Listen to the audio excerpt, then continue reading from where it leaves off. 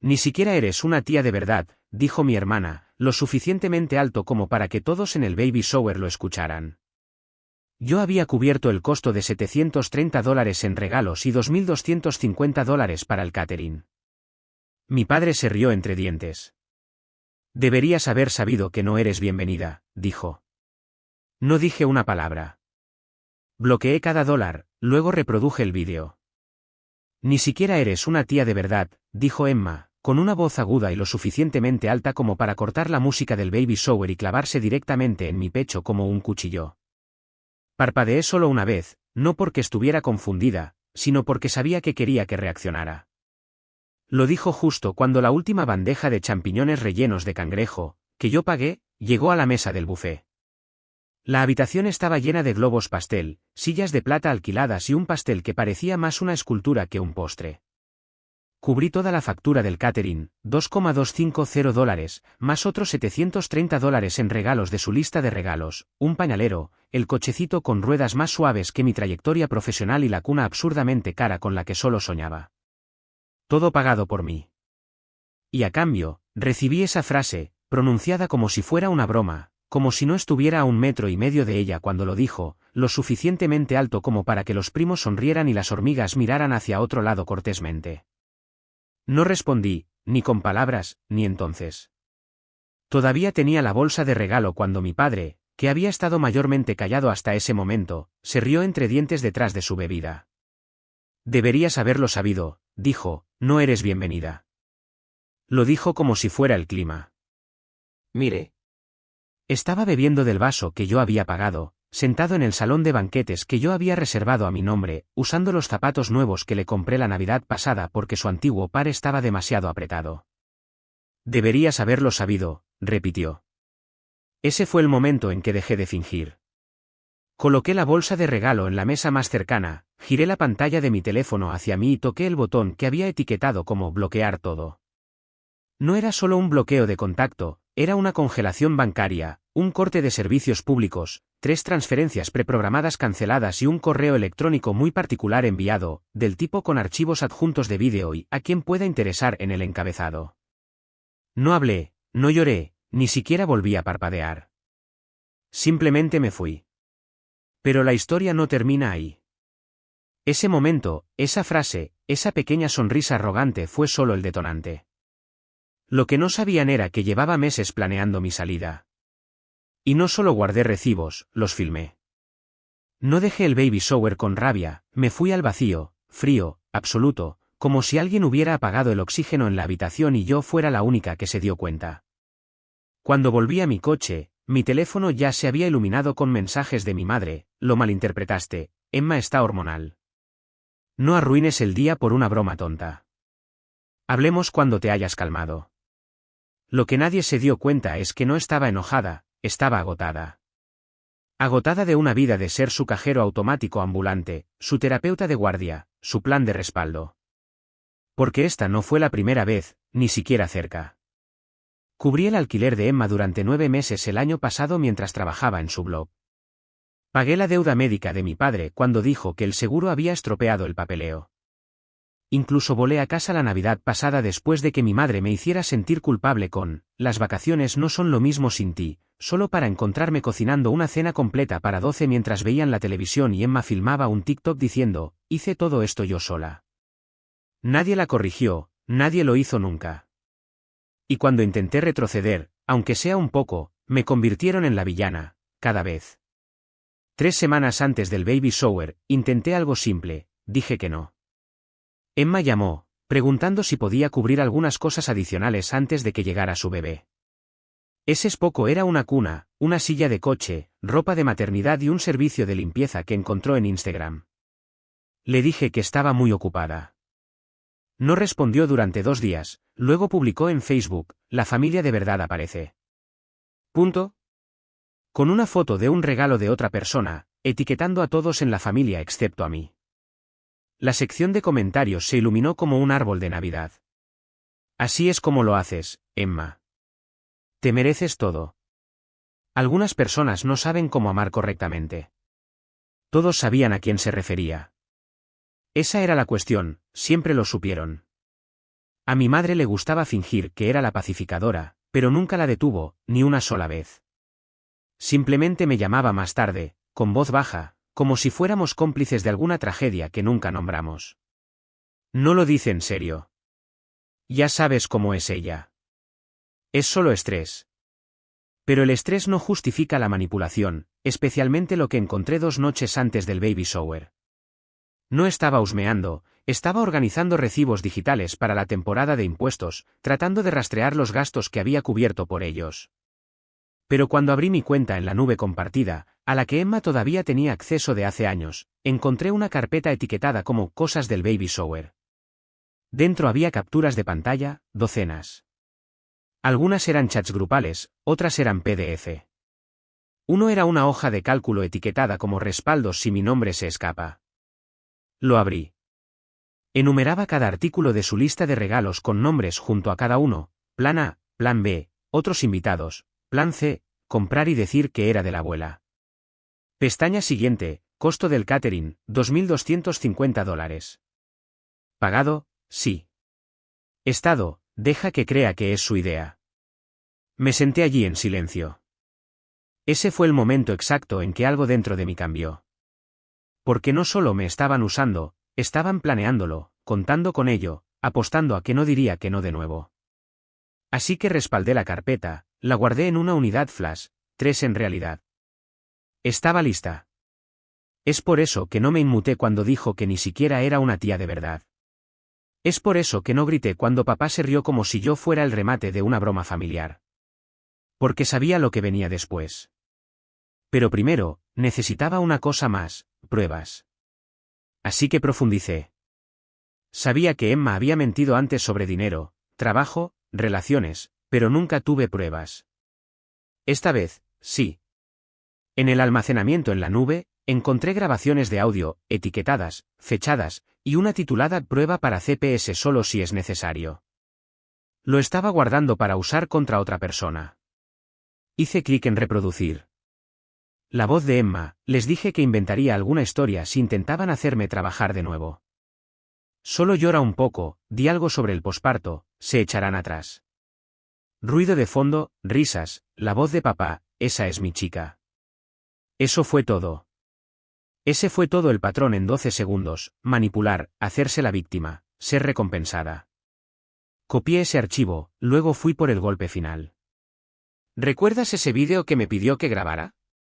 El que se suponía que debía caminar por el salón de banquetes antes de que llegaran los invitados y obtener buenas imágenes.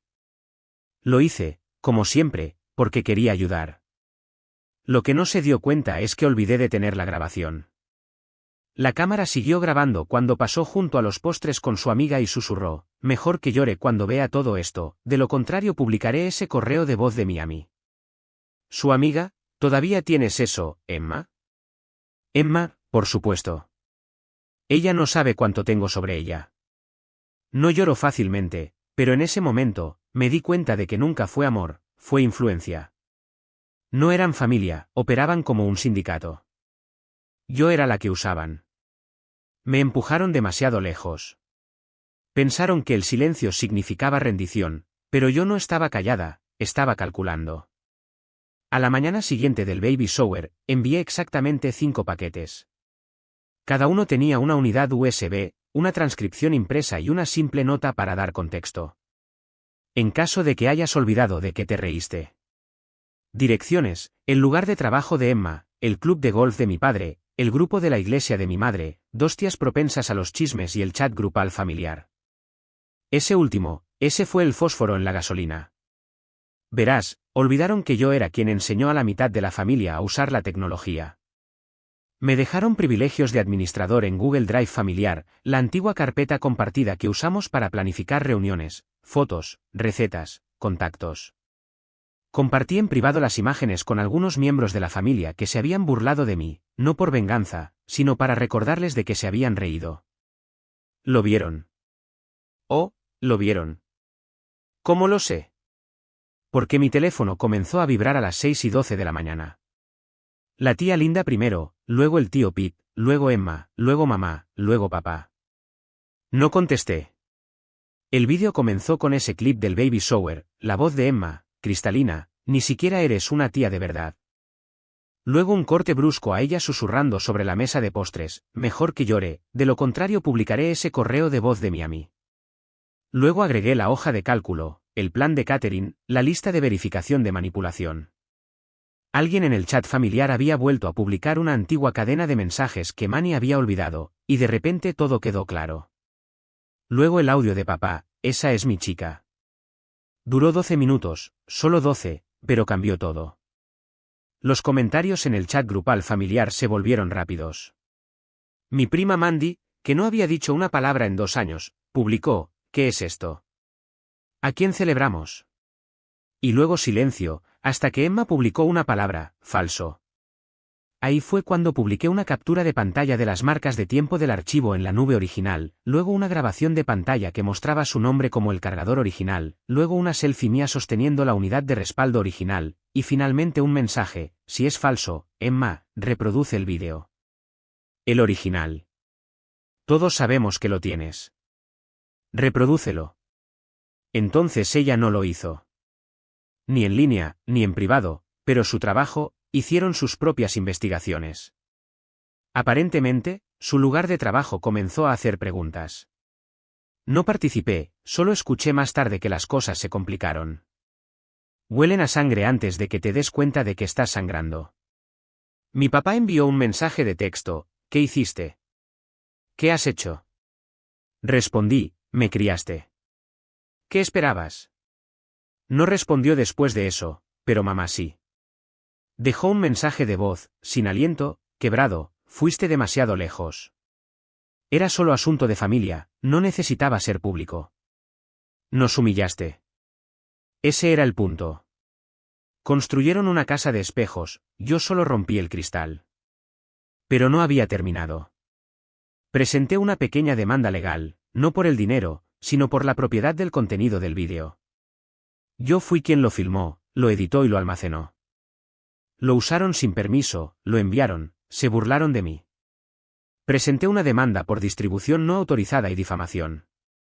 Quizás mezquino, pero envió un mensaje, ahora soy dueña de mi narrativa. Y justo cuando pensaron que no podía empeorar, envié el archivo final al pastor de la iglesia de mi madre. Era una nota de voz, Emma de nuevo, no me importa lo que diga mamá, no la nombraré en el bautismo. Es una broma, solo una fuente de dinero para ella. Eso rompió a mamá. Me llamó, sollozando, luego llorando, luego rogándome que no me detuviera. Sabía que era demasiado tarde, pero para proteger su reputación, no se lo envíes al círculo de mujeres, por favor. Ellas nunca me perdonarán. No respondí, pero nunca tuve que enviar nada.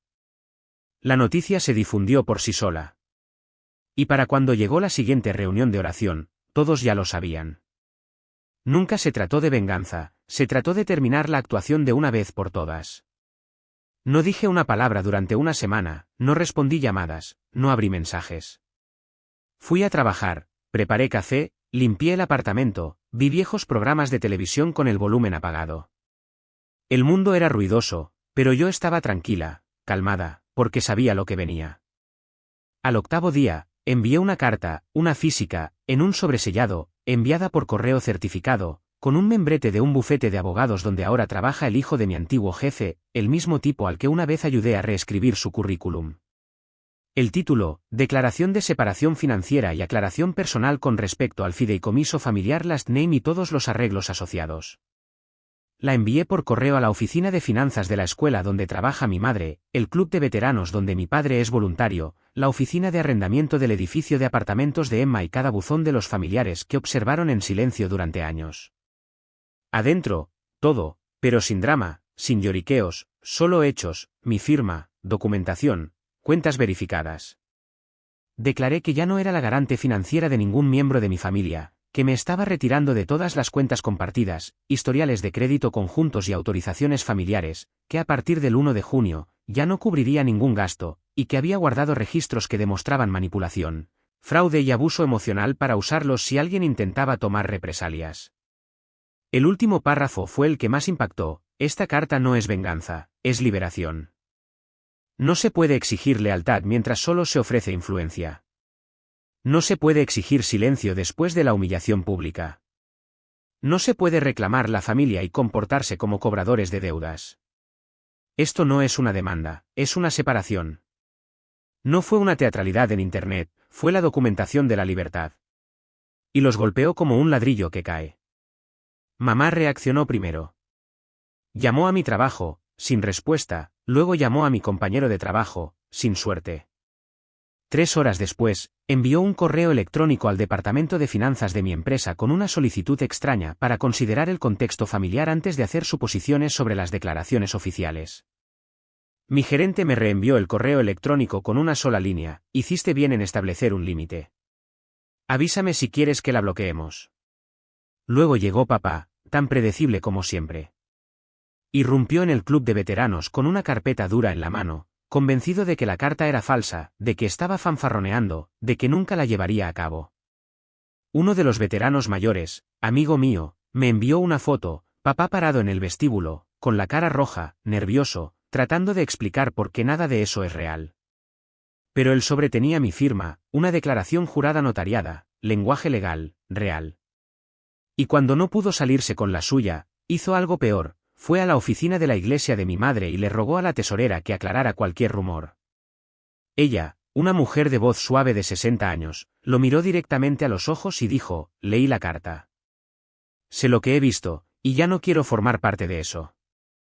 Él no respondió, se fue en silencio. Pero Emma recibió el verdadero golpe. Porque el mismo día que la carta llegó a su edificio, llamó una representante de servicios sociales. No porque yo hubiera denunciado nada, sino porque alguien de esa lista de correo lo hizo. Alguien leyó la parte sobre cómo había estado pagando la fórmula para bebés, la guardería, incluso el seguro médico, mientras Emma se había incluido como la única proveedora en su solicitud de vivienda. Eso provocó un seguimiento. 2 personas de su trabajo fueron llamadas para una conversación de aclaración. Una antigua amiga me envió una captura de pantalla. ¿Es cierto? ¿Ella nunca tuvo la custodia? Que su hermana hizo todo. Eso es lo que puede hacer una carta certificada: entrega la verdad con seguimiento.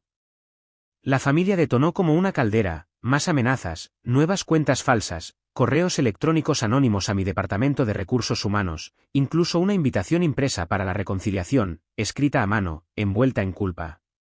No fui.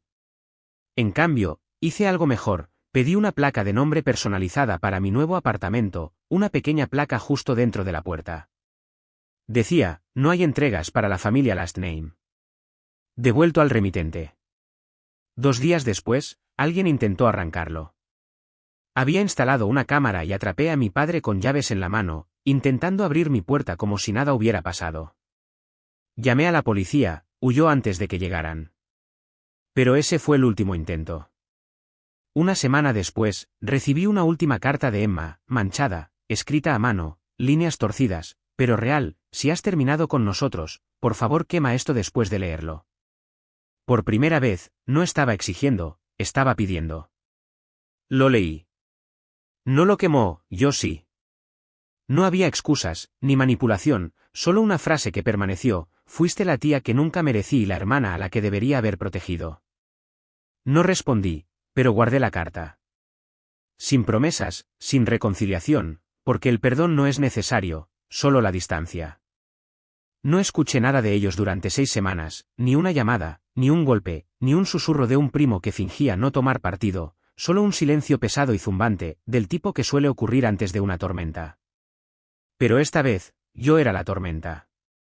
Sabía que se estaban reagrupando, así es como funcionan las familias como la mía.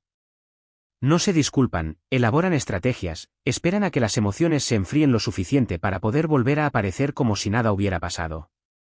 Así que me mantuve un paso adelante. Cambié mi número de teléfono, nueva SIM, sin reenvío.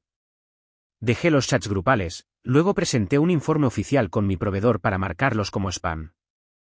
Sí, mi propia familia. Incluso actualicé mi testamento, dejé instrucciones específicas de que si alguno de sus nombres aparece en alguna solicitud legal después de mi muerte, se activa una cláusula automática de auditoría y rechazo. Luego envié la carta final, no a ellos, sino a las personas que importaban: la oficina de arrendamiento a la que Emma todavía debía, el departamento de recursos humanos del distrito escolar donde trabajaba mi madre, la institución financiera donde papá todavía pretendía ser relevante en los círculos de inversión para jubilados. Cada carta era corta, nítida, limpia. Esto es para confirmar que no estoy financiera, emocional ni legalmente asociada con nombres y direcciones completos. Cualquier intento de asociarme con ellos, solicitar apoyo en su nombre o usar mi nombre y documentación se encontrará con una respuesta legal inmediata. Certificada, rastreada, documentada. Para cuando llegó el último sobre, mi teléfono comenzó a vibrar de nuevo, esta vez de extraños, la antigua compañera de trabajo de Emma, una mujer del club de golf de papá, una de las excompañeras de mamá a las que siempre les gustaba mantenerse al margen. El mensaje siempre era el mismo, no tenía ni idea. Lo siento. Si lo hubiera sabido, habría dicho algo. Demasiado tarde. Pero el silencio finalmente se rompió. Una mañana, estaba en mi balcón, nuevo lugar, último piso, vista del horizonte, tomando café negro en paz cuando llegó un paquete. Sin remitente, solo un nombre escrito a mano en la etiqueta de devolución, Emma adentro, un álbum de fotos. Era uno de esos libros baratos de cuero que puedes comprar en una gasolinera. Adentro había fotos de nuestra infancia, yo sosteniendo su mano en Halloween, yo levantándola en un columpio, yo empujando su bicicleta, yo parada sola en mi graduación universitaria, a la que nadie asistió. En la última página, ella había escrito, «Si me criaste. Simplemente nunca te di el crédito». Había una llave pegada en la parte trasera y una nota adhesiva, la unidad de almacenamiento en Noveno y Grant. «Es toda tuya. Ya no quiero guardar nada de eso».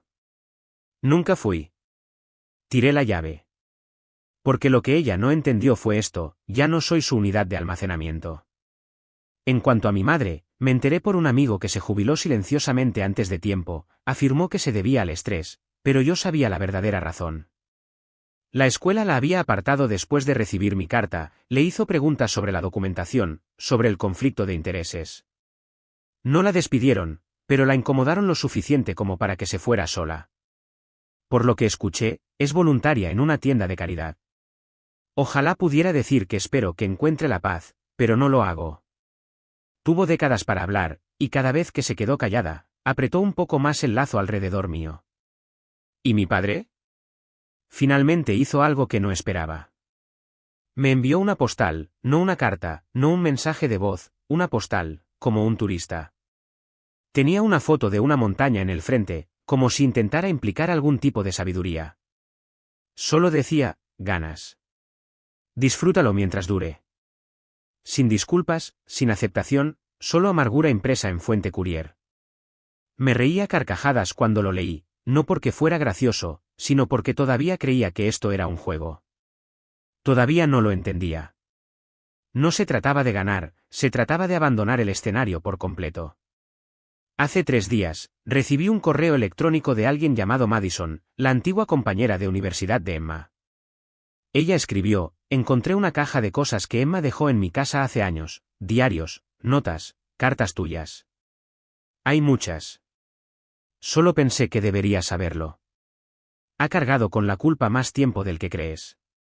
No cambia nada, pero sí. No respondí, porque realmente no cambia nada. Anoche, hice algo pequeño, algo final.